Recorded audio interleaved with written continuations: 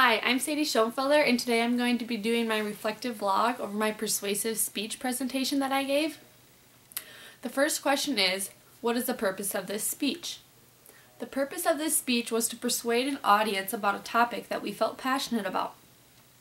We gave evidence to support our claim and included a call of action to help guide our audience that we wanted them to join our side. We had to employ emotions, logic, and credibility, as well as being respectful to our audience, topic, and the occasion. The next question is, how did you feel going into this speech presentation? Going into this speech presentation, I felt pretty well. I thought I had a good claim, that it was very reliable to the audience, and it was going to be given well because I had practiced a lot, and the audience had also had experience with standardized tests. Did you experience any speaker anxiety going into the presentation, and did it increase or decrease throughout?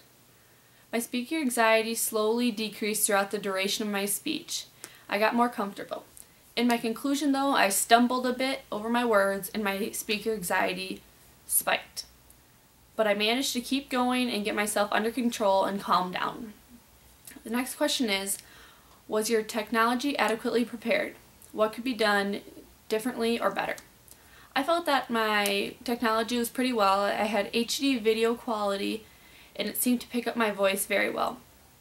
In the future, I might want to rearrange my tripod in my audience so that you can see my whole body throughout the duration of my entire speech and not just occasionally because of the audience's heads in the way. The next question is, in terms of structure and organization, what element felt natural to you? What felt odd?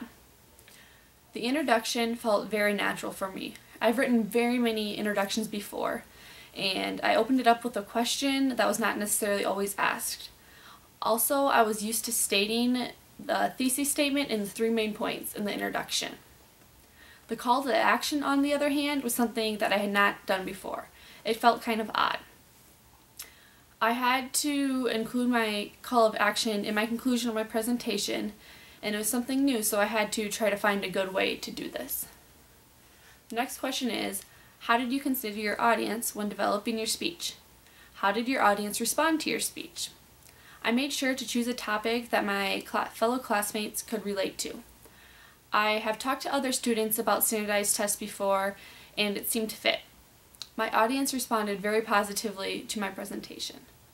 After giving my presentation, I asked them what they thought, and they agreed with me even more than before I gave my presentation. What did you do in your speech that worked well? What didn't work? What areas can you target for improvement? I felt that my 3 main points and the overall structure of my speech went really well. I made sure to follow the outline and it just flowed really smoothly. It put it in an understanding order. Some of the transitions and the call to action, on the other hand, could do a little work. It's something that I need to be looking at fixing in the future.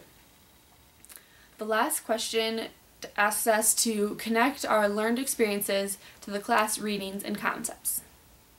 I linked this to chapter 13, where it talks about the 4-step process of the persuasive speaking, specifically on page 122. I learned that you first must provide issue awareness. Then comprehension must take place. The 3rd step is acceptance, in which the audience accepts the issue. And the 4th step in the persuasive speaking process is integration. Overall, I felt that my persuasive speech presentation went really well, and I'll be sure to take everything that I learned from this speech and apply it to all my other speeches throughout life. Thanks.